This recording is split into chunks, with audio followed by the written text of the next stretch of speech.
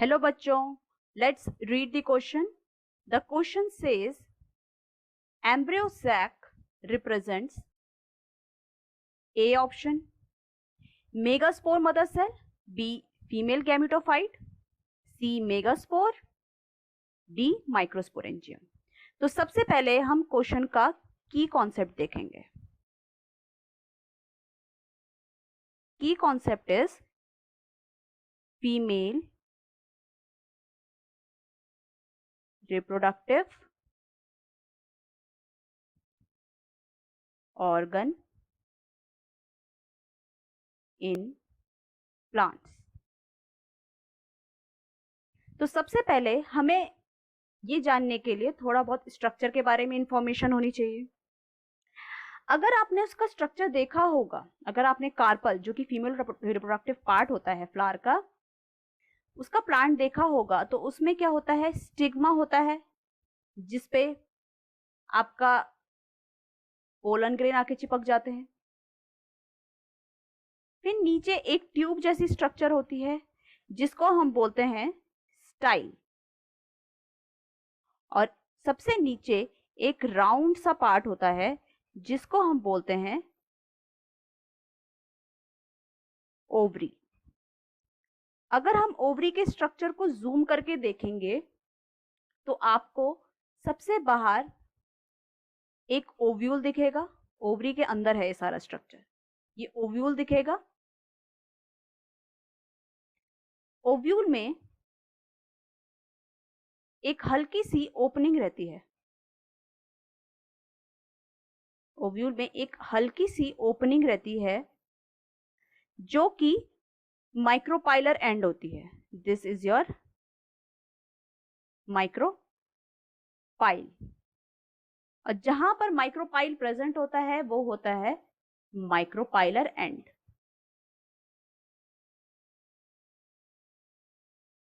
Micropylar and के opposite वाला and जो होता है उसको हम बोलते हैं चलाजल एंड.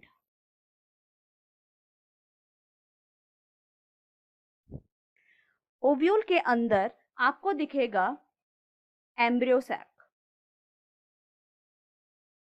जिसमें आपको डिफरेंट डिफरेंट सेल्स मिलेंगी.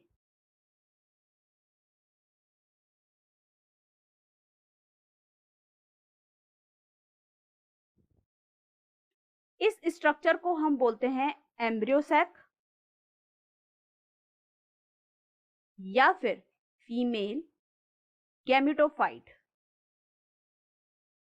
एम्ब्रियो सैक जो स्ट्रक्चर होता है ये बिल्कुल मैच्योर स्ट्रक्चर होता है, मैच्योर गैमीट होता है, मैच्योर गैमेटोफाइट होता है जो कि बिल्कुल रेडी होता है रिप्रोडक्शन के लिए. तो सबसे पहले हम थोड़ा बहुत जान लेते हैं कि मेगास्पोर मदर सेल या फिर जो हमारी एम्ब्रियो सैक होती है वो कैसे बनती है. सबसे पहले हमारे पास माइक्रोपाइलर एंड में एक न्यूसेलस सेल होती है जो कि डिप्लॉयड होती है. ये डिवाइड करती है, इससे बनता है आपका मेगास्पोर मदर सेल. ये भी क्या होती है, ये भी डिप्लॉयड होती है. इसके बाद मेगास्पोर मदर सेल में मियोसिस होता है. अब हमें पता है अगर मियोसिस होता है तो क्रोमोसोम नंबर हाफ हो जाता है. यहां पर हमें 4 सेल्स मिलेंगे और ये चारों की चारों सेल्स हैप्लॉइड होती हैं और इनको हम बोलते हैं मेगास्पोर टेट्राड.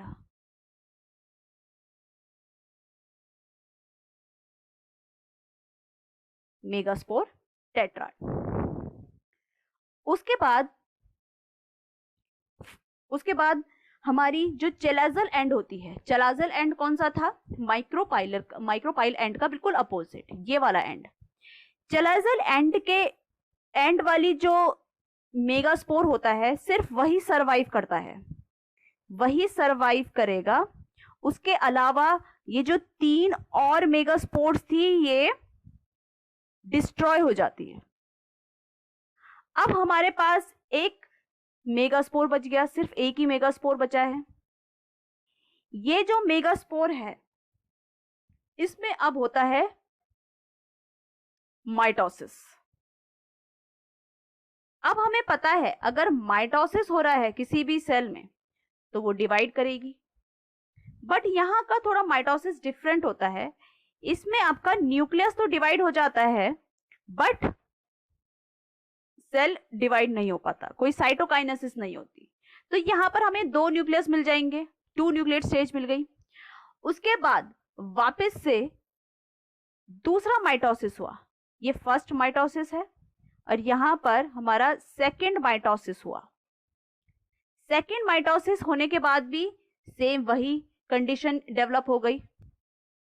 अब हमारे पास 2 सेल से 4 सेल आ गए, ये 4 न्यूक्लियेट स्टेज आ गई।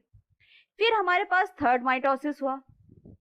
थर्ड माइटोसिस होने के बाद हमारे पास अब आ गई 8 न्यूक्लियेट स्टेज।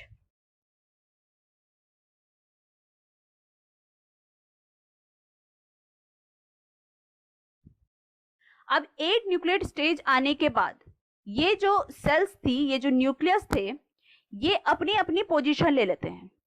एम्ब्रियो सैक बनाने के लिए अपनी एक पर्टिकुलर पोजीशन लेते हैं। जैसे कि यहां पर 3 न्यूक्लियस आपके इस साइड चले जाते हैं, चलाजल एंड में चले गए। 3 न्यूक्लियस माइक्रोपाइलर एंड में चले गए और 2 न्यूक्लियस सेंटर में आ गए। जो चलाजल एंड वाले न्यूक्लियस थे उनके अराउंड सेल मेम्ब्रेन फॉर्म हो गई,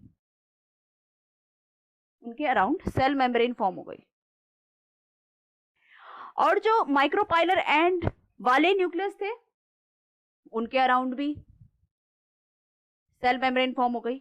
बस बच गए आपके सेंटर वाले सेल्स। सेंटर वाले न्यूक्लियस में कोई भी मेम्ब्रेन नहीं आई, तो इसको हम नाम दे देते हैं, इसको जो चलाजल एंड के साइड वाली सेल्स होती हैं, अब वो सेल बन चुकी हैं पूरी की पूरी, क्योंकि उनके अराउंड भी आपका प्लाज्मा मेम्ब्रेन आ चुका है, उसको हम बोलते हैं एंटीपोडल सेल।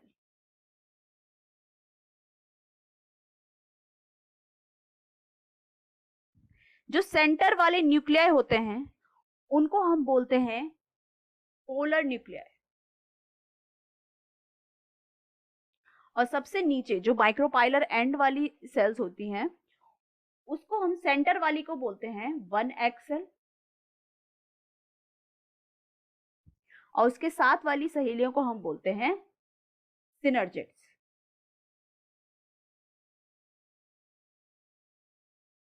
तो ये हमारा पूरा का पूरा स्ट्रक्चर बन गया है, तैयार हो चुका है रिप्रोडक्शन करने के लिए, और इसको हमने नाम दे दिया एम्ब्रियो सैक, जो कि हमारा फीमेल गैमेटोफाइट था। फीमेल गैमेटोफाइट था, इसका मतलब वो रेडी है बिल्कुल फर्टिलाइजेशन के लिए, रिप्रोडक्शन के लिए। तो यहाँ पर embryo sac represent, embryo sac ये पूरा structure, this is your embryo sac. और वो क्या रिप्रेजेंट कर रहा है, वो ये रिप्रेजेंट कर रहा है कि भाई मैं पूरा रेडी हूँ फर्टिलाइजेशन के लिए, अब मुझे सिर्फ पोलन ग्रेन्स चाहिए, मुझे मेल रिप्रोडक्टिव मेल पार्ट चाहिए, और उसके बाद मैं अपना रिप्रोडक्शन करूंगा। तो सबसे पहला ऑप्शन आता है आपका मेगास्पोर मदर सेल। क्या megaspore mother cell embryo sac को रिप्रेजेंट करेगा? बिल्कुल नहीं। मेगास्पोर मदर सेल तो वो है जिससे आपका मेगास्पोर्स बनते हैं। स्पोर्स का कोई रोल ही नहीं होता है इसमें रिप्रोडक्शन में। तो एम्ब्रियो सैक का रोल होता है रिप्रोडक्शन में, फर्टिलाइजेशन में, सेक्सुअल रिप्रोडक्शन में। तो यहाँ पर मेगास्पोर मदर सेल हम उसको हटा देंगे।